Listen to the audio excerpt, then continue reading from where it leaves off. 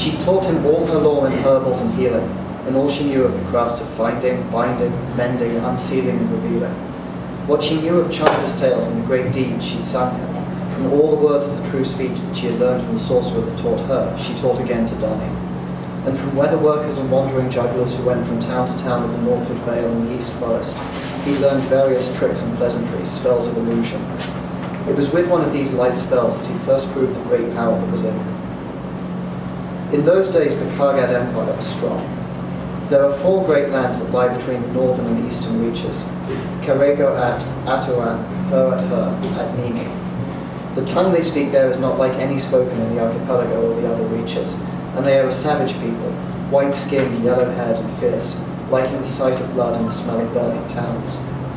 Last year they'd attacked the Toracles in the strong island Torhaven, raiding in great force in fleets of red-sailed ships. News of this came north to Gaunt. The lords of Gaunt were busy with their piracy and paid small heed to the woes of other lands. Then Spevi fell to the Kargs and was looted and laid waste, its people taken as slaves, so that even now it is an isle of ruins. In lust of conquest, the Kargs sailed next to Gaunt, coming in a host, 30 great longships to east port. They fought through that town, took it, burned it. Leaving their ships under guard at the mouth of the river Arl, they went up the vale, wrecking and looting, slaughtering cattle and men. As they went, they split into bands, and each of these bands plundered where it chose. Fugitives brought warning to the villages of the heights. Soon the people of Ten Alders saw smoke darken the eastern sky, and that night those who climbed the high fall looked down on the vale, all hazed and red-streaked with fires, where fields ready for harvest had been set ablaze, and orchards burned, the fruit roasting on the blazing boughs, and barns and farmhouses smouldered in ruin. Some of the villagers fled up the ravines and hid in the forest, and some made ready to fight for their lives, and some did neither, but stood about lamenting. The witch was one who fled, hiding alone in the cave up on the Capoding skull, and sealing the cave mouth with spells. Dunny's father, the bronzesmith, was one who stayed, for he would not leave his smelting pit and forge where he had worked for 50 years. All that night he laboured, beating up what ready metal he had there into spear points, and others worked with him, binding these to the handles of hoes and rakes, there being no time to make sockets and sharpen them properly.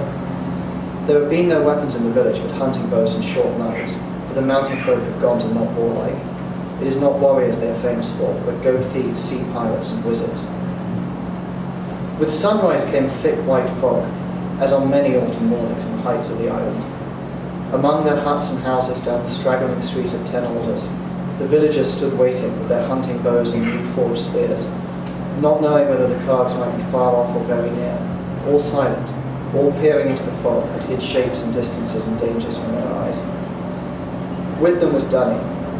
He had worked all night at the forge bellows, pushing and pulling the 2 long sleeves of goat hide that fed the fire with a blast of air. Now his arms so ached and trembled from that work that he could not hold out the spear he had chosen. He didn't see how he could fight or be of any good to himself or the villagers. It rankled at his heart that he should die, spitted on the Kargish lance while still a boy, that he should go into the dark land without ever having known his own name, his true name as a man. He looked down as his thin arms, wet with cold fog dew, and raged at his weakness, for he knew his strength. There was power in him if he knew how to use it, and he sought among all the spells he knew for some device that might give him and his companions an advantage, or at least a chance.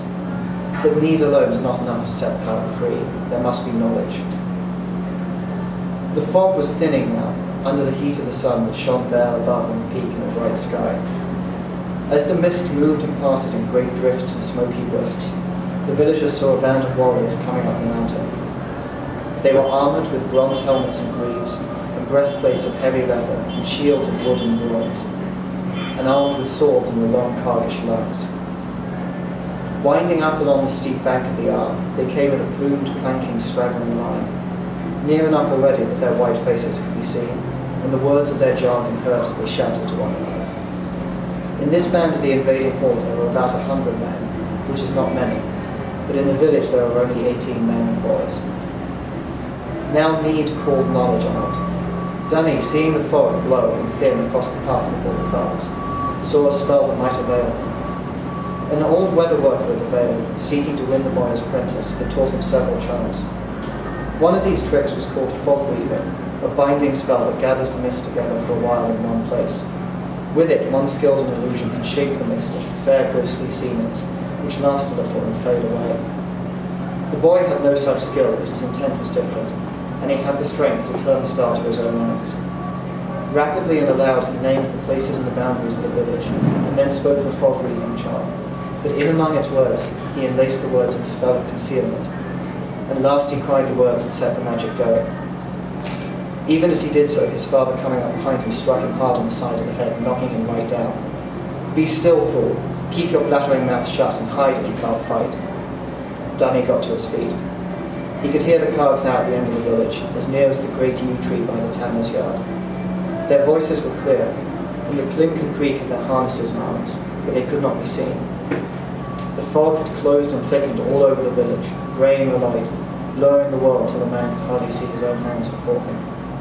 "I've hidden us all," Dunny said sullenly, for his head hurt from his father's blow, and the working of the doubled incantation drained his strength. "I'll keep up this fog as long as I can, get the others to lead them up to High Fall." The smith stared at his son, who stood wraith-like in that weird, damp mist.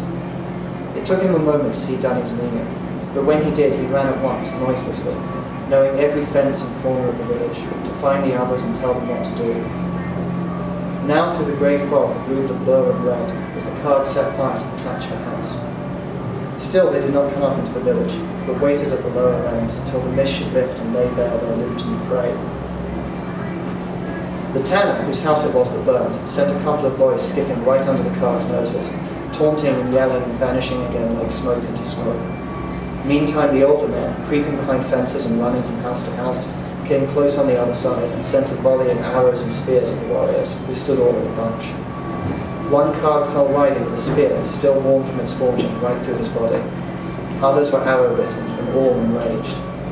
They charged forward then to hew down their puny attackers, but they found only the fog about them, full of voices. They followed the voices, stabbing ahead into the mist with their great plumed, blood-stained lances. Up the length of the street they came shouting, and never knew they had run right through the village, as the empty huts and houses loomed and disappeared again in the writhing grey fog. The villagers ran scattering, most of them keeping well ahead since they knew the ground. But some, boys or old men, were slow. The cargs stumbling on them drove their lances or hacked with their swords, yelling their war cry, the names of the white god brothers of Atuak. Wulua, Atwa. Some of the band stopped when they felt the land grow rough underfoot, but others pressed right on, seeking the phantom village, following dim, wavering shapes that fled just out of reach before them. All the mist had come alive with those fleeting forms, dodging, flickering, fading on every side. One group of the cargs chased the wraiths right to the high fall, the cliff's edge above the springs of Earl, and the shapes they pursued ran out onto the air, and there vanished in the thinning of the mist, while the pursuers fell screaming through fog and sudden sunlight 100 feet sheer to the shallow pools among the rocks, and those that came behind and did not fall stood at the cliff's edge, listening.